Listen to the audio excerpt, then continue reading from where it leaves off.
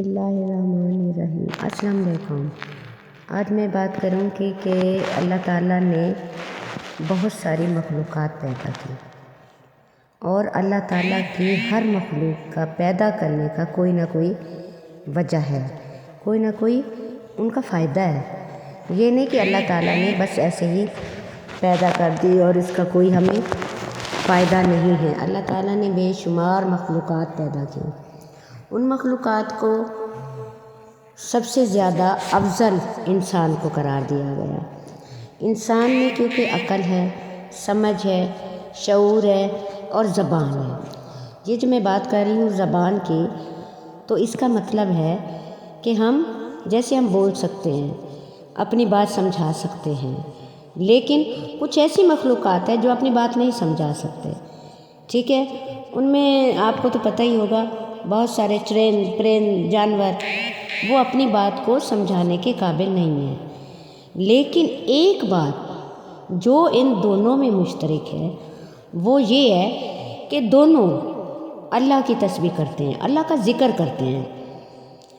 تو انسان ذکر کرتا ہے، اپنی آواز خود بھی سنتا ہے اور اللہ کو بھی سنواتا ہے، لیکن جو جاندار دوسرے جاندار ہیں، جیسے کوئی چرند پرند جانور ہیں، وہ بھی اللہ کی تسبیح کرتے ہیں۔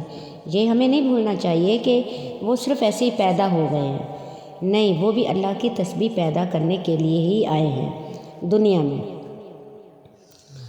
تو جب وہ تسبیح کرتے ہیں تو وہ اپنی زبان میں کرتے ہیں۔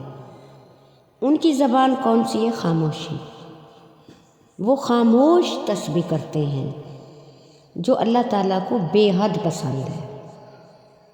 اللہ تعالیٰ ان کی خاموش تسبیح کو بڑے توجہ سے سنتا ہے، اور ہم انسان ان کو نہیں سن پاتے۔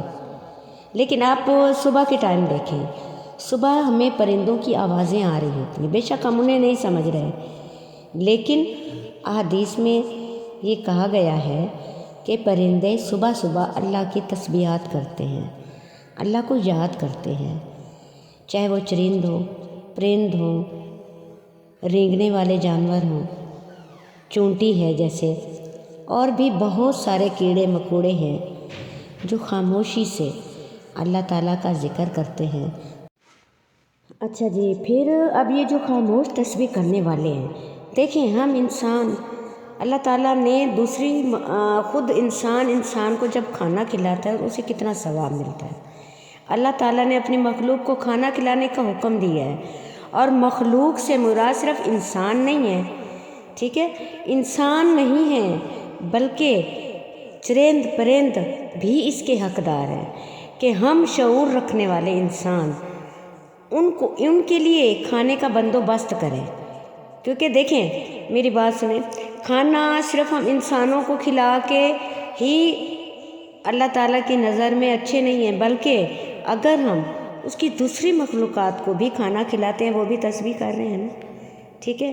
تو کیا پتہ اللہ تعالیٰ ہمیں کتنا نواز دے، اللہ تعالیٰ ہمارے لیے کیا کچھ کر دے، اللہ تعالیٰ ہماری کتنی پریشانیوں کو دور کر دے۔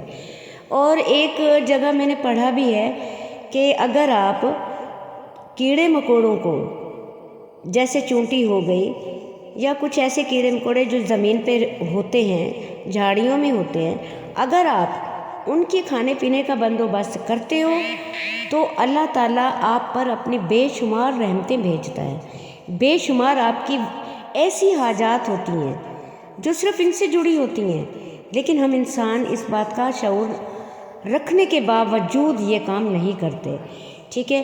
آج میں آپ کو بتانے والی ہوں کہ اس خاموش تسبیح کرنے والے چرند پرند کو کھلا کر ہم کتنی اپنے لیے آسانیاں پیدا کر سکتے ہیں، کتنی کیا پتہ ہماری کون کون سی حاجات ہیں جو اسی کی وجہ سے رکی ہوں کہ ہم یہ کام نہیں کر پا رہے، ٹھیک ہے؟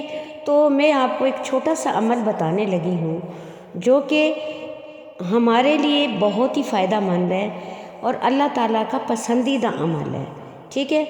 تو یہ گھر میں ایسی کوئی وہ نہیں ہے کہ ہمیں کوئی وہ زیادہ اس کے لیے تردد کرنا پڑے، نہ جی یہ کرنا وہ کرنا، کچھ بھی نہیں۔ صرف آپ صبح کے ٹائم ایک مٹھی چینی کی لیں، ٹھیک ہے، اس کے اوپر آپ نے 11 مرتبہ درود پاک پڑھنا ہے، پھر آپ نے یا اللہ یا قادر 100 مرتبہ پڑھنا ہے، پھر اس کے بعد آپ نے دوبارہ سے درود پاک پڑھنا ہے اور اس چینی پہ پھونک مار دینی ہے، اور دل میں آپ کی جو پوری نہ ہونے والی ہیں، جو کچھ آپ کو ناممکن نظر آ رہا ہے، اس کی خواہش دل میں رکھ کے چلتے ہوئے اپنے گھر سے باہر نکلیں، ٹھیک ہے، درختوں کے آس پاس، جھاڑیوں کے آس پاس دیکھیں، وہاں کہیں نہ کہیں آپ کو چونٹیاں ضرور نظر آئیں گی۔ آپ نے وہ چینی بسم اللہ کر کے ان جھاڑیوں کے ارد گرد ڈال دیجیے، ٹھیک ہے، تو اسے چینی کو ظاہر ہے چونٹیاں ہی کھائیں گی نا۔ اچھا، اس عمل کو آپ اپنا معمول بنا لیں، ہفتے میں 2 سے 3 مرتبہ ضرور کر لیں، پھر دیکھیں کہ کس طرح سے ان خاموش تسبیح کرنے والوں کی دعا سے آپ کی زندگی میں تبدیلیاں آتی ہیں۔ تو اگر آپ یہ عمل کرتے ہیں تو جب آپ کی زندگی میں کچھ تبدیل ہونے لگے، کوئی اچھی چیزیں ہونے لگے، اچھے فیکٹ آنے لگے، تو دعاؤں میں مجھے ضرور یاد رکھیے گا اور میرے لیے دعا بھی کیجیے گا۔